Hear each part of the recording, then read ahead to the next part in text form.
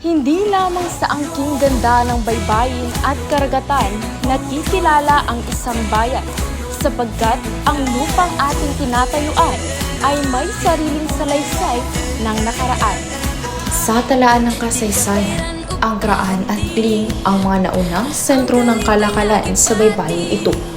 Ang mga ilog na nagmumula sa kabundukan ng Duguma patungo sa Labesi ang naging pangunahing daanan ng palitan ng produkto sa pagitan ng mga katutubong Blaan, Tibuli at mga Muslim.